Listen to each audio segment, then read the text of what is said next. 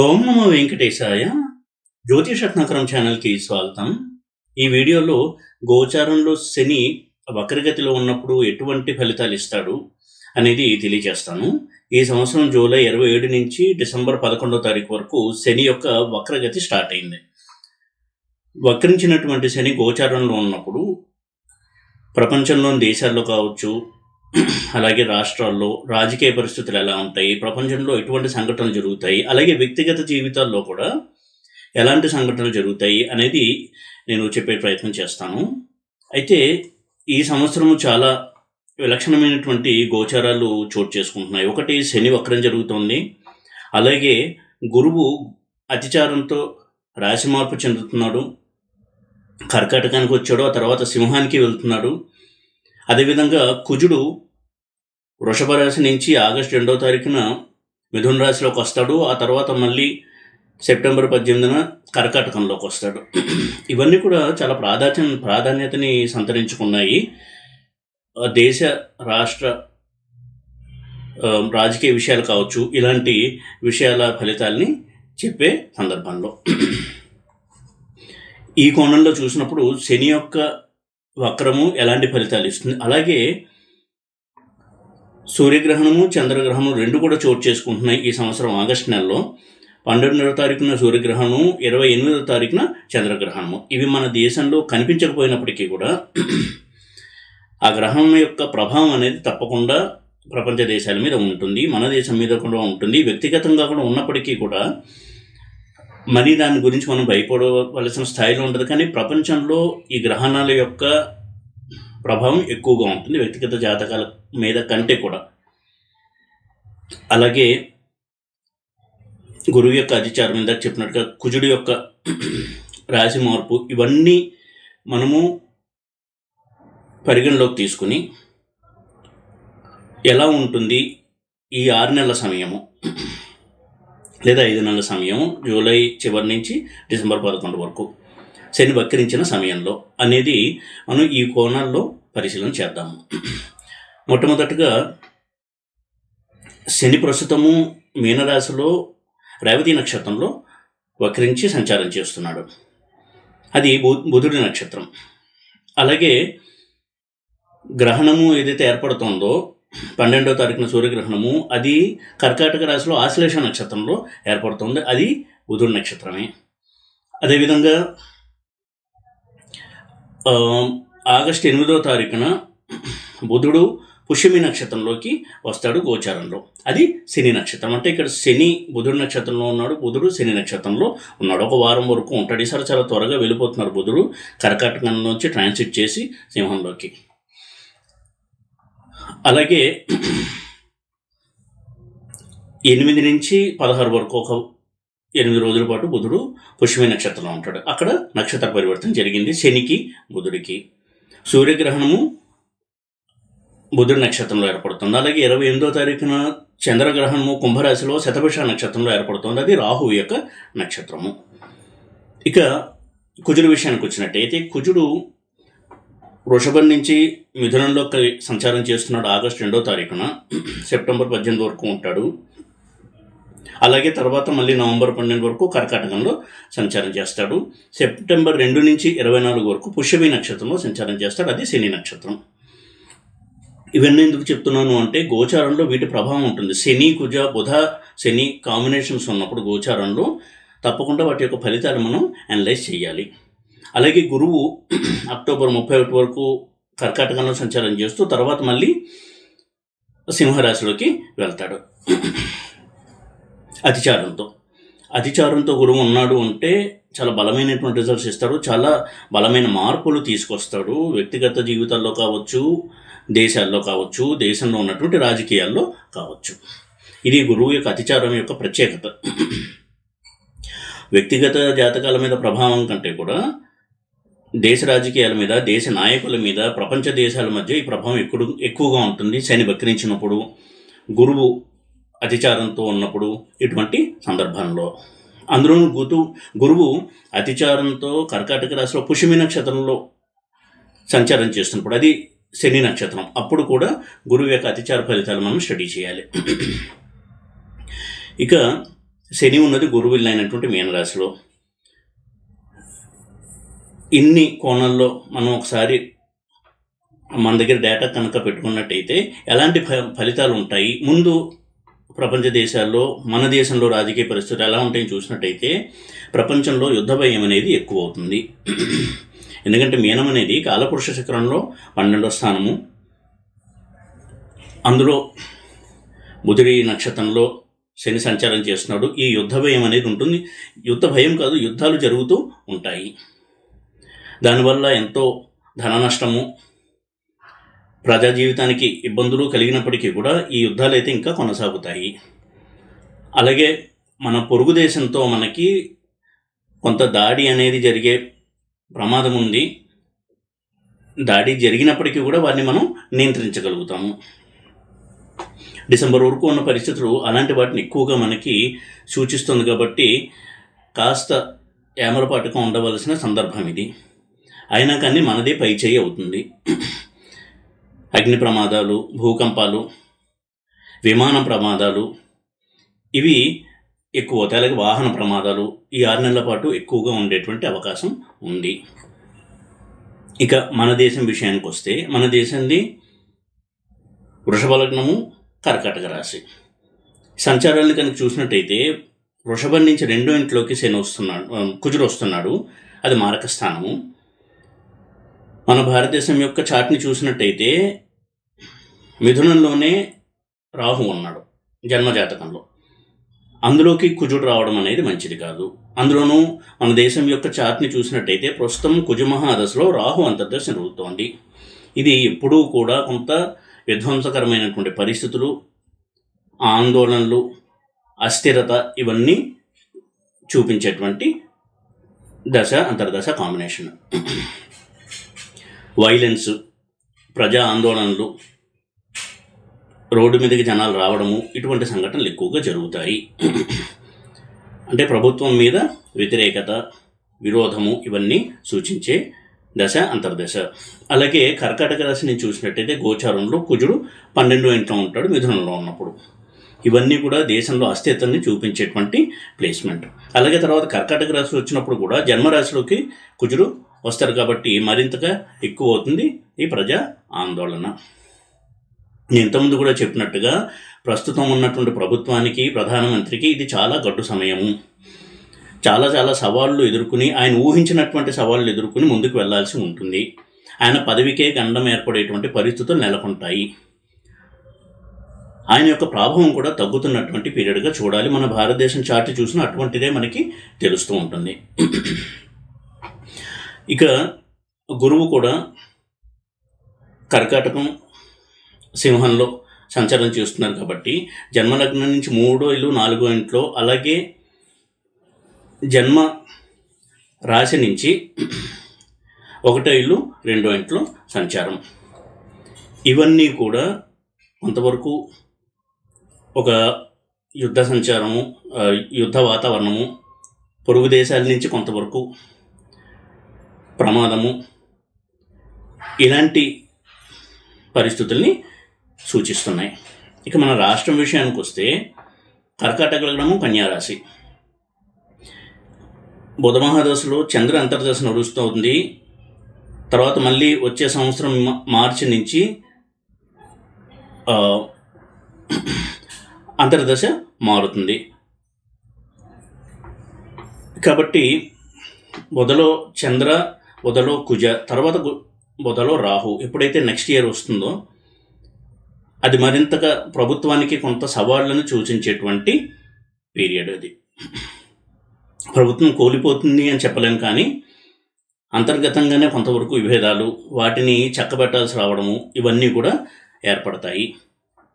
ఈ సంవత్సరం నుంచి, ఇప్పటి నుంచి వచ్చే సంవత్సరం మిడిల్ వరకు ఉన్నటువంటి పరిస్థితులు రాష్ట్రంలో చాలా అనిశ్చిత వాతావరణము, ప్రతినిత్యం ఏదో ఒక సమస్యని డీల్ చేయాల్సి రావడము ముఖ్యమంత్రి, ఇలాంటి పరిస్థితుల్ని సూచిస్తోంది.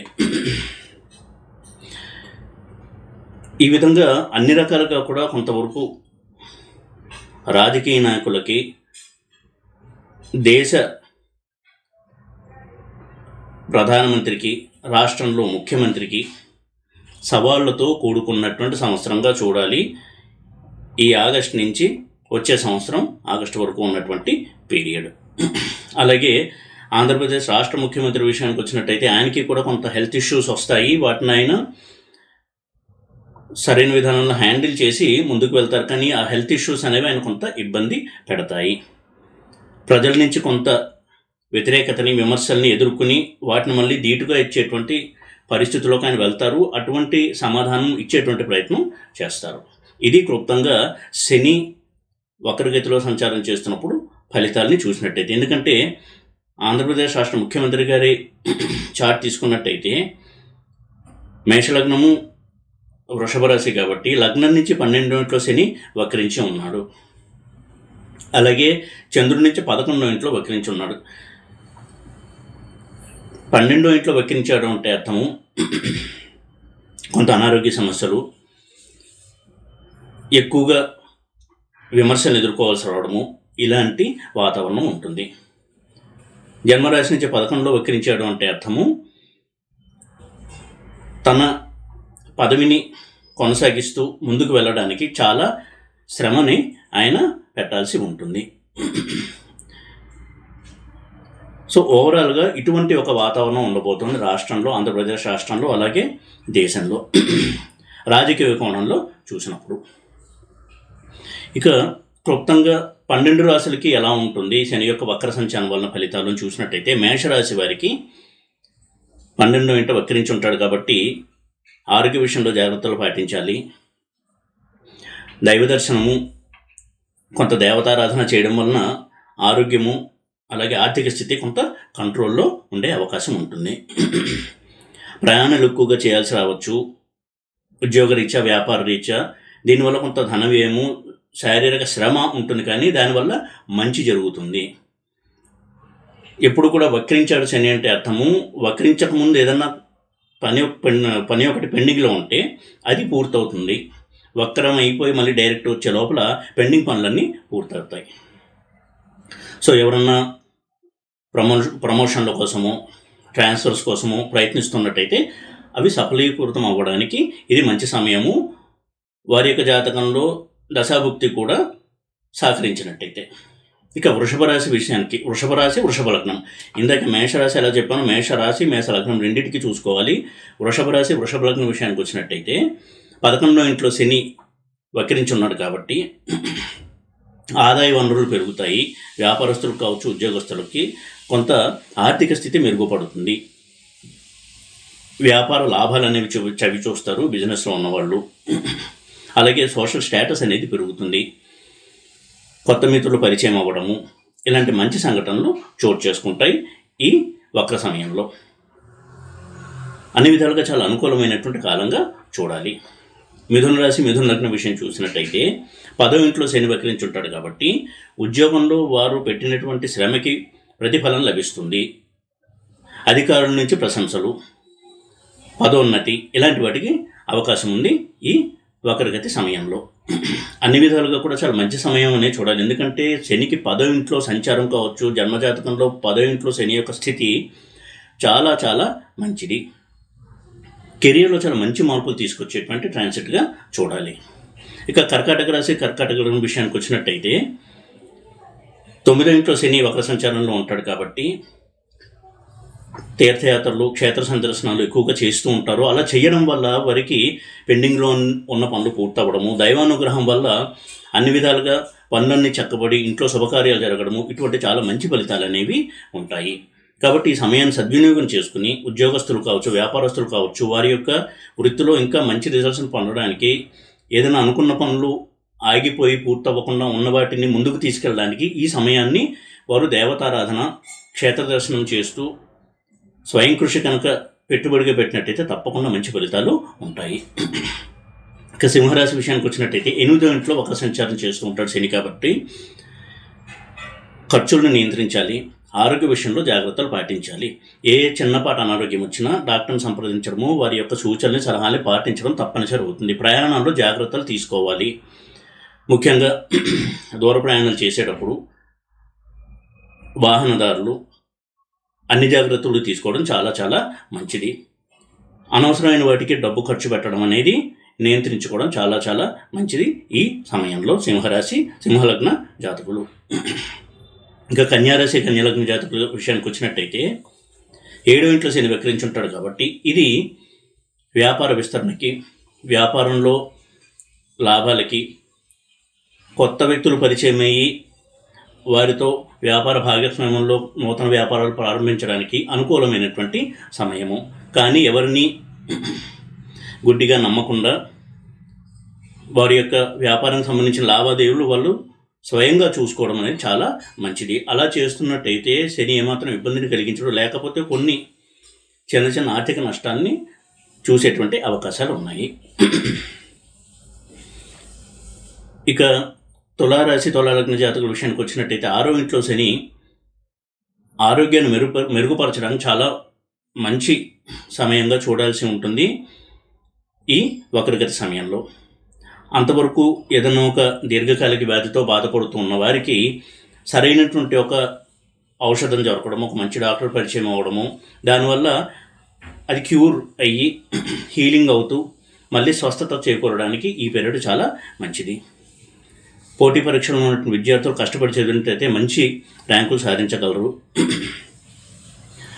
అన్ని విధాలుగా కూడా ఇది చాలా మంచి సమయంగా చూడాలి.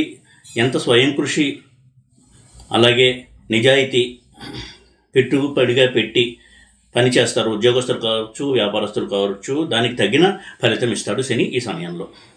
ఇక వృశ్చిక రాశి వృశ్చిక లగ్న జాతకుల విషయానికి వచ్చినట్టయితే 5వ ఇంట్లో వక్రించి ఉంటాడు కాబట్టి శని సంతానం నుంచి శుభవార్తలు వినడము, ఎవరైతే వారి యొక్క పిల్లలు విదేశాల్లో చదువుకోవడానికి ఉద్యోగాలు చేయడానికి ప్రయత్నాలు చేస్తున్నారో వారికి అనుకూలమైనటువంటి పరిణామాలు ఏర్పడము, శుభవార్తలు వినడము ఇలాంటివి జరుగుతాయి.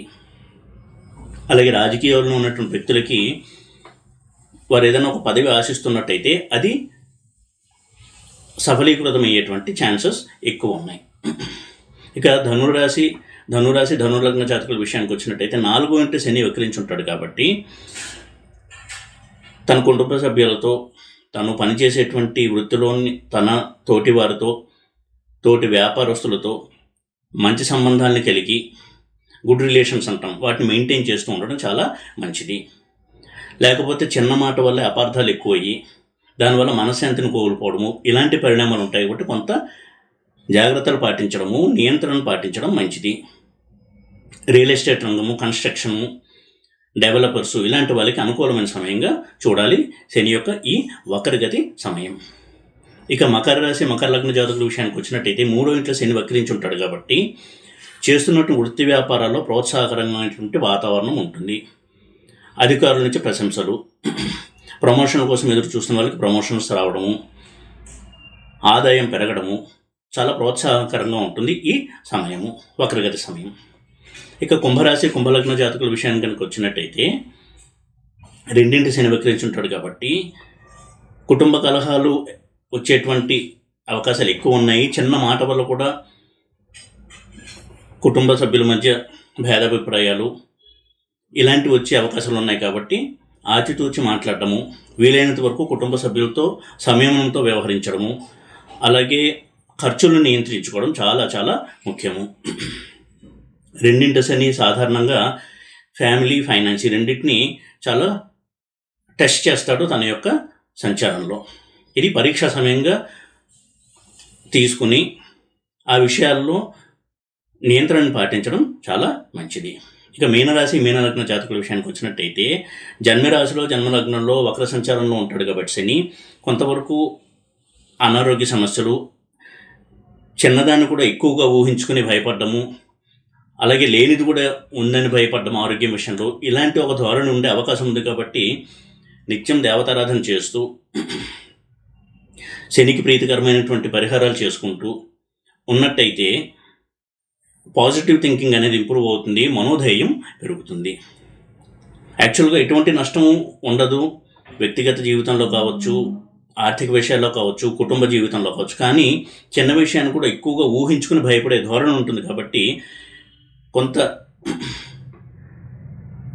దైవ సహాయాన్ని పొందడము, క్షేత్ర దర్శనం చేస్తూ ఉండడము ఇలాంటివి చేయడం ద్వారా పాజిటివ్ ఆరా అనేది పెంచుకోవడము, దాని ద్వారా ఎటువంటి అనవసరమైన భయాలకు దూరంగా ఉండడం అనేది సాధ్యమవుతుంది.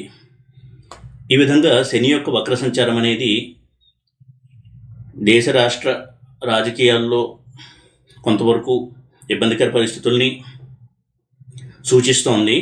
అలాగే వ్యక్తిగత జీవితాల్లో కూడా కొన్ని రాసుల వారు ఇందాక చెప్పినట్టుగా కొంత జాగ్రత్తను పాటించడం అనేది చాలా అవసరము. ఈ వీడియో కనుక మీకు నచ్చినట్టయితే లైక్ చేసి, షేర్ చేసి, సబ్స్క్రైబ్ చేయండి. ఓం నమో వెంకటేశాయ.